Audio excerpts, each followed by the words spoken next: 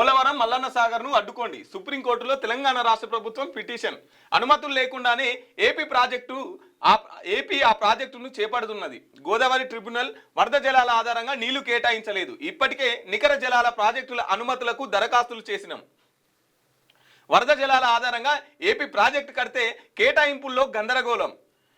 PFR clearance లేకుండానే DPR తయారీకి టెండర్లు. కర్ణాటక, మహారాష్ట్రలను ఏపీ ప్రేరేపిస్తుందని వాదన. పనులు చేపట్టకుండా ఏపీని అనుమతులు ఇవ్వకుండా కేంద్రాన్ని ఆదేశించాలని విజ్ఞప్తి. ఏపీ అక్రమంగా చేపడుతున్న పోలవరం నల్లమల్ల సాగర్ ప్రాజెక్టుపై రాష్ట్ర ప్రభుత్వం సుప్రీంకోర్టును ఆశ్రయించింది. కేంద్ర సంస్థలు అడ్డు చెబుతున్న తెలంగాణ సహా గోదావరి పరివాహక రాష్ట్రాల అభ్యంతరాలను వ్యక్తం చేస్తున్న మొండిగా ముందుకు పోతుందని ఏపీని అడ్డుకోవాలని కోరుతూ మంగళవారం రిట్ పిటిషన్ వేసింది. ఆ ప్రాజెక్టు డీటెయిల్డ్ రిపోర్ట్ డిపిఆర్ ను తయారు చేయకుండా నిలువరించాలని విజ్ఞప్తి చేస్తున్నది.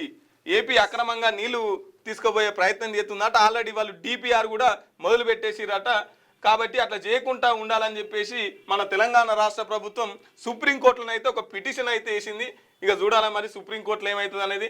ఇప్పుడు నరేంద్ర మోడీ గారు ఎక్కడైతే అక్కడ ఈ పొత్తు పెట్టుకొని వీళ్ళంతా చేసినారో మొత్తం కేంద్రం అంతా ఫుల్ సపోర్ట్ చేస్తున్నది ఏపీకి.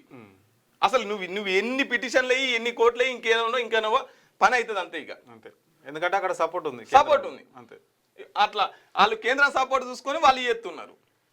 ఇక మన దగ్గర ఉన్నారు 8 మంది ఎమ్మెల్యేలు, 8 మంది ఎంపీలు.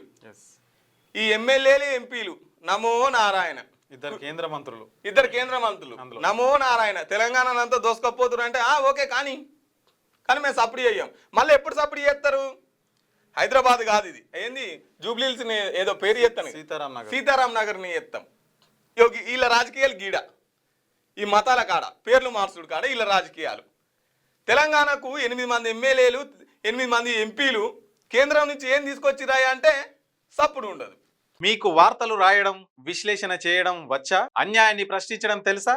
ఇంకెందుకు ఆలస్యం? క్యూ న్యూస్ మిమ్మల్ని ఆహ్వానిస్తుంది. ఉమ్మడి ఆదిలాబాద్, వరంగల్, కరీంనగర్, నిజామాబాద్, ఖమ్మం, మెదక్, రంగారెడ్డి, హైదరాబాద్, మహబూబ్ నగర్ జిల్లాలకు రిపోర్టర్స్ కావాలను సంప్రదించవలసిన ఫోన్ నెంబర్ 8688926084.